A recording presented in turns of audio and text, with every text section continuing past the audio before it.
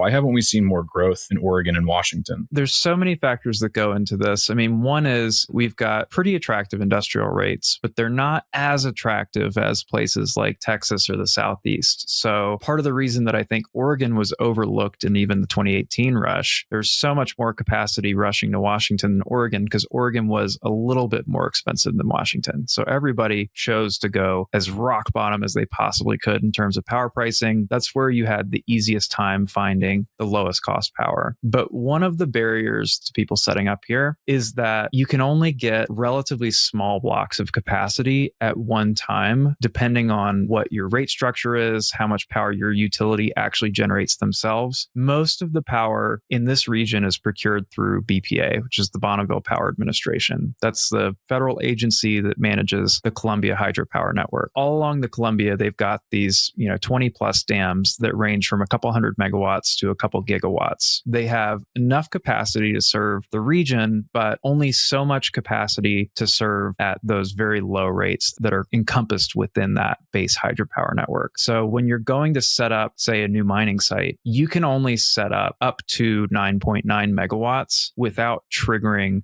a brand new type of rate schedule that is way higher than makes any sense to start mining with. If you can only set up 9.9 megawatts at a time, you're naturally ruling out the largest players in mining. They, in many cases, won't even look at a site unless you've got 20 to 50, even 100 megawatts in a block.